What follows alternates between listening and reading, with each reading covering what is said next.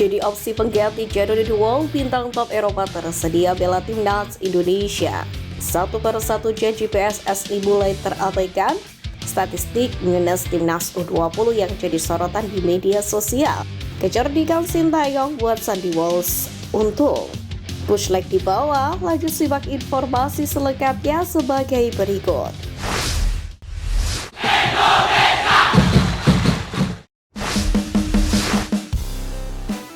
Kecerdikan Sintayong buat Sandy Walsh untung.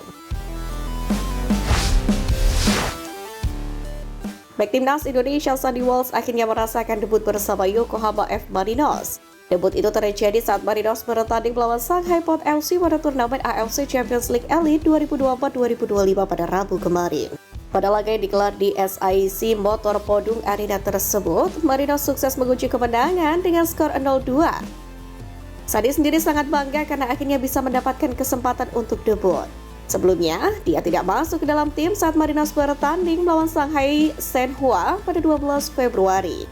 Dia pun langsung menyapa penggemar tim berjuluk Tricolor tersebut yang mendukung mereka di laga tandang ini. Menariknya dalam pertandingan ini, Sandy bertugas tidak pada posisi aslinya pada pertandingan melawan SH Port. Biasa bertugas sebagai bek kanan, dia mendapatkan kepercayaan dari pelatih Steve Holland untuk menjadi bek tengah. Penampilannya pun juga cukup baik dalam menjaga pertahanan Marinos. Bermain tandang, mereka sukses tampil solid dan tanpa kemasukan gol di laga ini. Salah satu sosok yang berperan besar terkait keputusan ini bisa jadi adalah performa sang pemain di timnas Indonesia. Memang, Sandy merupakan pemain andalan di sektor bek kanan skuad Garuda. Namun, dia sempat beberapa kali menjadi bek tengah saat dibutuhkan Sintayong. Tepatnya saat timnas Indonesia dirasa membutuhkan sosok berpengalaman dan bisa diandalkan di posisi itu. Sandy sendiri sudah bermain dalam 17 laga bersama timnas Indonesia dan sukses menyumbangkan 2 buah gol. Tidak hanya sebagai bek tengah, Sintayong pun juga mengandalkan Sandy dalam posisi penting seperti gelandang bertahan.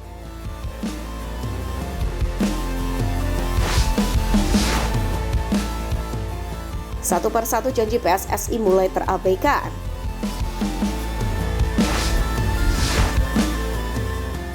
Dalam berbagai kesempatan, Ketum PSSI Erick Thohir dan para pengurus organisasi menyebut Liga 1 Putri akan digulirkan pada 2026. Namun janji itu tampaknya menguap begitu saja. Erick sendiri memberikan perkembangan terbaru mengenai rencana digulirkannya Liga 1 Putri ini, di mana Liga Sepak Bola untuk wanita di Indonesia itu mundur 1 tahun dari jadwal semula.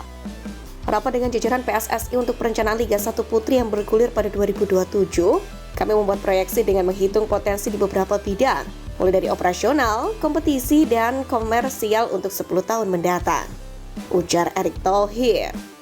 Diketahui Liga 1 Putri sendiri sudah tidak digelar sejak 2019 lalu. Banyak pesepak bola putri Indonesia yang sampai sekarang kebingungan untuk berkompetisi di mana. Erick sendiri mencoba menjelaskan mengapa Liga 1 Putri sampai harus mundur setahun dari rencana awal. Menurut Erick, PSSI perlu melakukan persiapan yang lebih matang lagi. Liga 1 Putri yang baik menurut Erick Thohir nantinya bisa menghasilkan pemain berkualitas yang akan menjadi bagian dari timnas Indonesia di masa mendatang.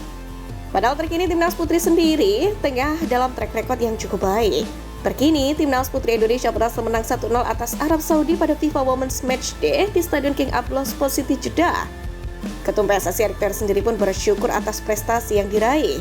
Erick kemudian berharap laga-laga internasional yang dijalani tim asuhan Satoru Mochizuki itu bisa membuat kualitas timnas putri Indonesia semakin meningkat.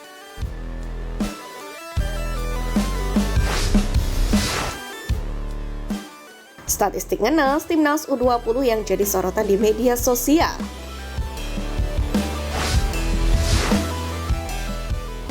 Pertama, pulang hanya membawa 1 poin.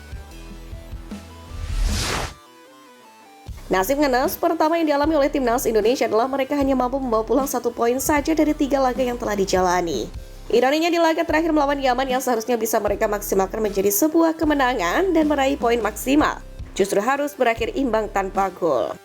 Padahal kita semua tahu Yaman sejatinya memiliki kualitas yang relatif seimbang dengan Indonesia dan berada di bawah level Iran dan Uzbekistan yang sebelumnya mereka hadapi di 2 laga sebelumnya. Kedua, kebobolan 5 gol lewat skema bola udara. Pasukan Garuda Muda kebobolan 6 gol dan hanya mampu memasukkan 1 buah gol. Fakta ngenesnya adalah 5 dari 6 gol yang bersarang ke celah gawang Indonesia tercipta dari pola serangan yang menggunakan skema bola-bola udara. Dalam video unggahan kanal YouTube AFC Asian Cup, satu-satunya gol dari serangan bola bawah yang bersarang ke gawang Indonesia adalah gol kedua Uzbekistan yang diciptakan melalui kaki kiri Abdulgafur Kayadarov. Ketiga, selalu bermain dalam kungkungan lawan. Statistik ngenes ketiga yang didapatkan oleh timnas Indonesia dari turnamen ini adalah dari 3 laga yang telah dijalani. Mereka selalu bertanding di bawah kungkungan lawan. Dodi Tripamungkas dan kolega pun hanya menguasai 43% bola. Dengan kata lain, dari 3 laga itu anak asuh Indra Syafri tak mampu sekalipun menjadi pihak yang lebih superior dari sang lawan. Nah, ternyata perjalanan timnas Indonesia di gelaran Piala Asia U20 kali ini dipenuhi dengan fakta-fakta yang cukup miris ya.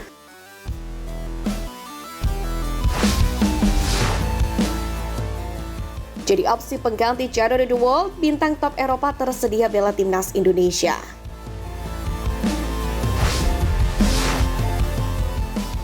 Nama Jadon De Wolf jadi perbincangan para penggemar timnas Indonesia lantaran masuk dalam daftar naturalisasi baru skuad Garuda. Kehadiran pemain 28 tahun itu diharapkan bisa meningkatkan kualitas lini tengah skuad Garuda. Menurut jadwal yang ada, skuad Garuda sendiri akan menghadapi Australia dan juga Bahrain. Sementara itu di tengah kabar naturalisasi dari Jadon De Wolf yang belum ada kepastian, pelatih Patrick Kluivert juga mungkin bisa melirik beberapa gelandang keturunan lain di Eropa untuk mengisi lini tengah skuad Garuda.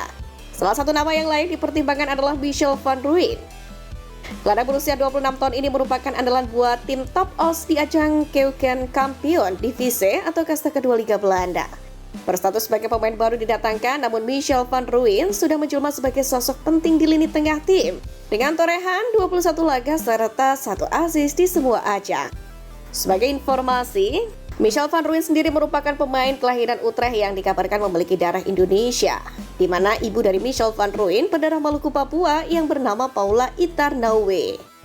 Secara statistik, Michel van Rooyen sendiri lebih sering tampil buat tim kasta kedua Liga Belanda dengan torehan 174 laga dan telah mencetak 18 gol serta 8 assist sepanjang karirnya. Meski jarang bermain di kasta tertinggi, namun Michel van Rooyen pernah jadi andalan timnas Belanda junior yakni umur U18 hingga U20. Bahkan saat memperkuat Belanda U20, dirinya sempat satu tim bersama Martin Pas yang sekarang menjadi kiper utama timnas Indonesia. Dengan kedekatan tersebut, sepertinya Michel van Rooyen tak akan kesulitan buat beradaptasi jika resmi memperkuat Merah Putih. Selain dari segi statistik penampilan, kelebihan lain yang dimiliki Michel van Rooyen adalah kemampuan versatile.